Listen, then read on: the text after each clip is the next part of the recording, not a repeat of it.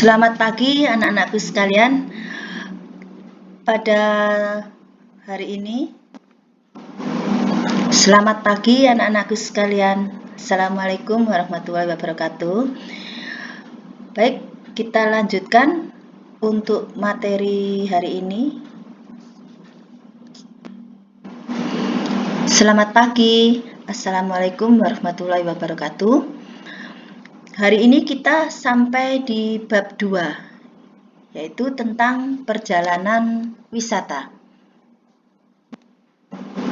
Kompetensi dasar yang ingin dicapai yaitu 1. Diharapkan siswa dapat memahami motivasi tujuan perjalanan wisata, karakteristik wisatawan, dan pola pengeluaran wisatawan. Pengertian perjalanan wisata yaitu perjalanan yang dilakukan untuk sementara waktu dari daerah asal wisatawan ke tempat lainnya dengan maksud untuk bersenang-senang dan bukan untuk mencari nafkah. Seperti yang terlihat pada gambar berikut ini, seorang wisatawan melakukan perjalanan wisata dari asal wisatawan menuju ke daerah tujuan wisata dan kembali lagi ke asal wisatawan. Seperti yang terlihat pada arah panah berikut ini. Saya akan menjelaskan motivasi dan determinan perjalanan wisata.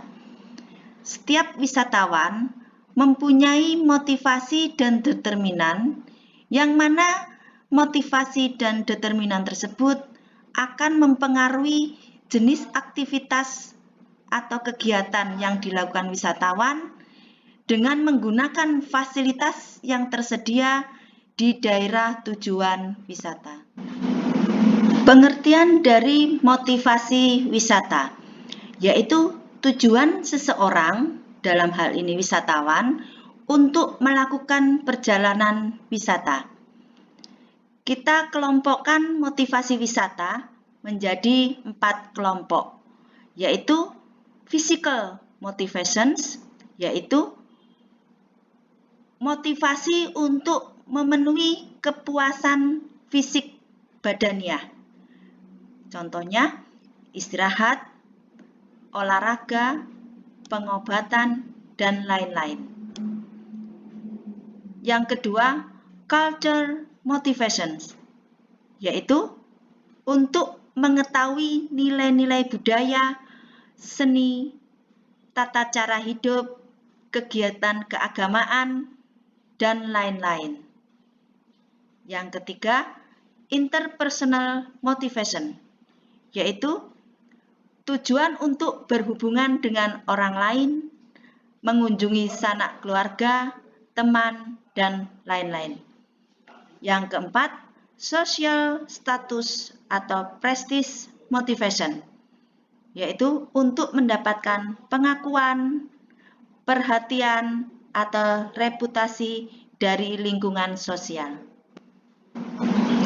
Determinan wisata, yaitu faktor-faktor yang memungkinkan seseorang atau wisatawan untuk melakukan perjalanan wisata. Kita kelompokkan menjadi 3. Yang pertama, faktor demografi atau faktor kependudukan, meliputi umur, pendidikan, pekerjaan, status, dan lain-lain. Yang kedua, faktor sosial ekonomi, meliputi waktu luang yang dimiliki oleh wisatawan, uang, keluarga, dan lain-lain. Yang ketiga, faktor lainnya, meliputi tersedianya transportasi yang layak dan memadai, adanya biro perjalanan wisata, adanya promosi pariwisata, dan lain-lain. Dari ketiga faktor tersebut, memungkinkan seseorang untuk melakukan perjalanan wisata. Karakteristik wisatawan dipengaruhi oleh yang pertama, latar belakang lingkungan, meliputi A. Faktor alam. Di dalam faktor alam ada iklim dan geografi yang berbeda masing-masing negara. Adanya perbedaan faktor alam ini akan berpengaruh pada perbedaan aspirasi, kemauan, tanggapan, dan pemikiran wisatawan terhadap suatu objek wisata. Yang B, perbedaan sarana hidup keseharian dari wisatawan akan dipengaruhi oleh keadaan rumah, makanan, cara hidup, dan lain-lain. Yang B, sejarah dan kebudayaan. C, politik suatu negara di mana masyarakat wisatawan tersebut tinggal. D, ekonomi dan sosial budaya. Saya lanjutkan. Yang kedua, faktor yang mempengaruhi karakteristik wisatawan yaitu latar belakang pribadi, meliputi jenis kelamin, tingkatan umur, faktor pendidikan, dan profesi atau pekerjaan. Untuk menghindari terjadinya keluhan pada saat kita memberikan pelayanan kepada wisatawan, pengetahuan tentang jenis dan karakteristik wisatawan sangatlah penting. Bentuk dan karakteristik wisatawan berbeda-beda karena dipengaruhi oleh wilayah geografi di mana wisatawan tersebut tinggal, kebudayaan yang dimiliki oleh masing-masing wisatawan, bangsa, bahasa, adat istiadat, dan lain-lain. Untuk mempermudah dalam mempelajari karakteristik wisatawan, maka karakteristik wisatawan kita kelompokkan menjadi 4 kelompok. Yang pertama, karakteristik wisatawan berdasarkan asal negara, karakteristik wisatawan berdasarkan jenis kelamin, karakteristik wisatawan berdasarkan kelompok umur, karakteristik wisatawan berdasarkan tingkat pendidikan dan tingkat pendapatan. Kita mengenal jenis wisatawan berdasarkan sifat-sifatnya, antara lain pemarah, ragu-ragu, pencuriga, pendiam, suka mencela, dan lain-lain.